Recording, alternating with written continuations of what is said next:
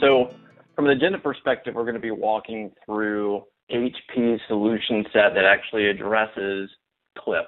So CLIP is closed loop incident and problem management.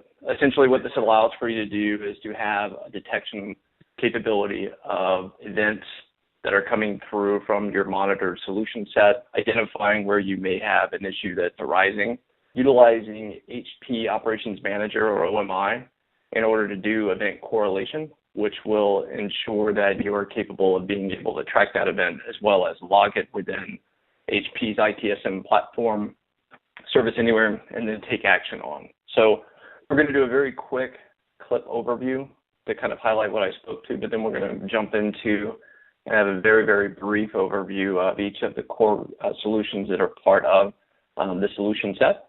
And then we're actually going to do a demonstration through one of our environments.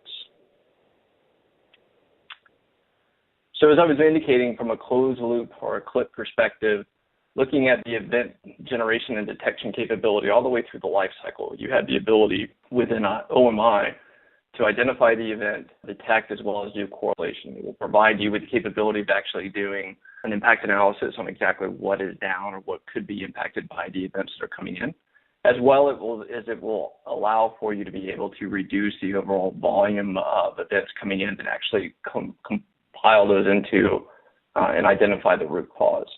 Once that's done, the event will then generate an actual incident within HP Service Anywhere. And in doing so, a mechanism will take over from an automated perspective within Service Anywhere to make a call to operations orchestration and initiate a predefined flow, which will resolve the actual issue and then move everything back to a green status, if you will. So what we're going to do is take a quick look at each of these solutions a little bit deeper, kind of go through the breadth of what their capabilities are, and then actually walk through that demonstration. So to start off, we're going to look at OMI. So again, this gives you the capability of actually consolidating all the various events that are coming in via your infrastructure monitoring into a single pane of glass. What this does, again, is it compiles all of the events, essentially reduces the overall noise you may get with multiple events coming in, and it actually does that correlation for you. This is leveraging multiple discovery and monitoring solutions from the HP product suite, such as SiteScope and NMI. You can see that it's also utilizing BPM and RUM, but it can also utilize a number of different third-party applications that you may already have in place, like Microsoft SCOM or Tivoli or even Nagios. So what this allows for you to do is to do a bottom-up as well as a top-down event management, and it ensures that you're able to see all of that via the runtime service model that the solution is built upon. Runtime service model is leveraging those automated discovery capabilities, but it can also integrate and work with the UCMDB and Universal Discovery product that is also under the HP umbrella. HP Service Anywhere is HP's cloud-based ITSM solution. It is built upon a big data platform, which allows for a lot of analytical capabilities that aren't inherent through most of the products out in the marketplace.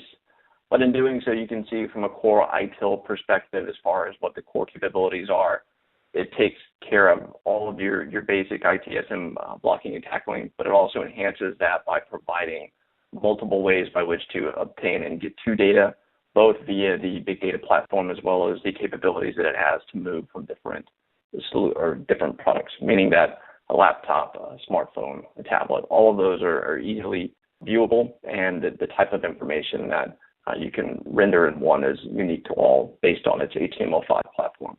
This also has out-of-the-box integration capabilities with the HP UCMDB product, with OMI, as well as with operations orchestration. So all the core products that are brought together to build out this CLIP scenario have all out-of-the-box integrations with one another.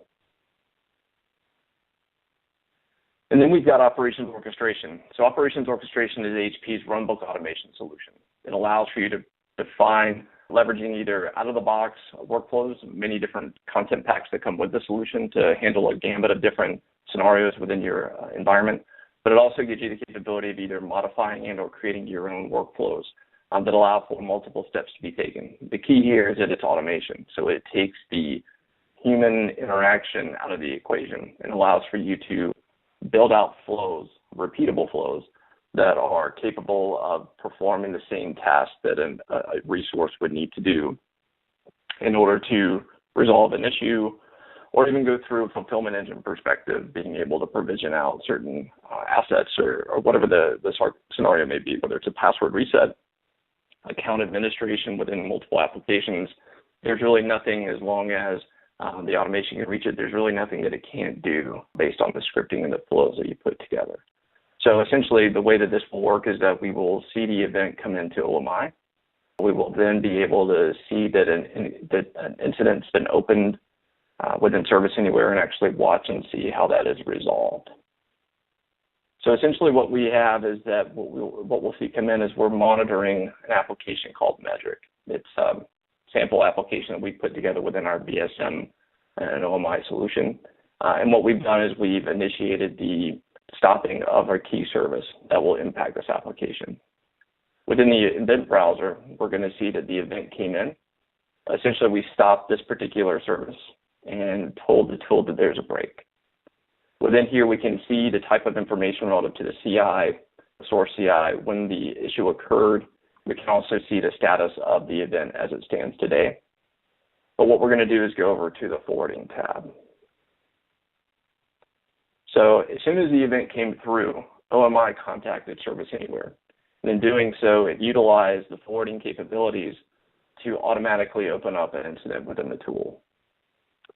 What I'm going to do is go to a tab that I have for incidents that's bookmarked to the incident module within Service Anywhere. And what we'll see is that this is actually already in a review phase, meaning that it's already been corrected. If I were to select the incident itself, we can see that there's multiple data sets that have been pre-populated based on an incident model that we defined for event management. In doing so, it went ahead and did the assignment capabilities as well as all of your impact analysis, identifying the service, identifying the categorization.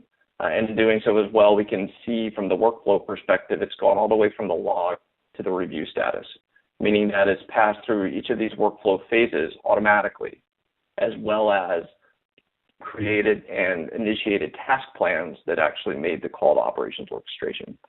We purposely left it in the validation state, allowing for an FTE, whether it be an admin or another resource that would be responsible for validating that the incident is resolved prior to closure. If we go into the task plan, we can see within the initial support portion of the workflow that there were 3 predominant tasks.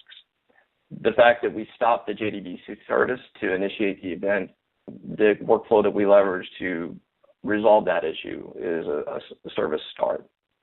So if we were to go into a view of that particular event, we can actually see the call that was made, and we can also see the results from HP Operations Orchestration, the task ID that it was assigned, as well as the results.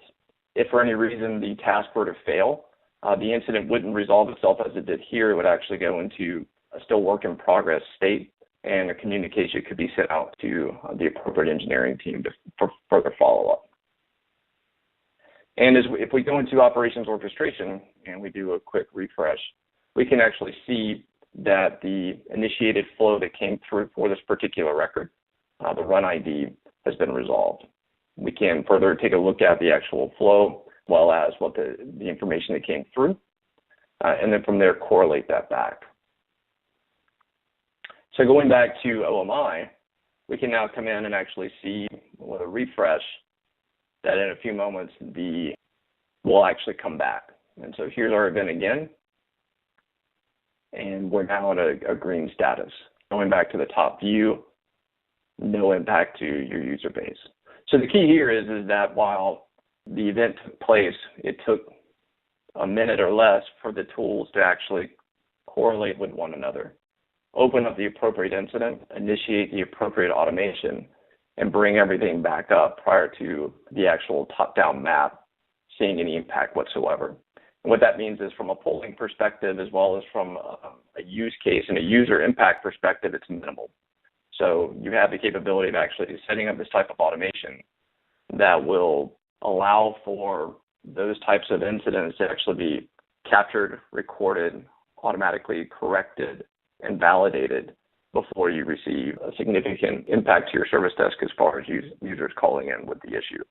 So you have that capability of being able to potentially prevent that altogether, but certainly reducing the overall volume that may come through because of.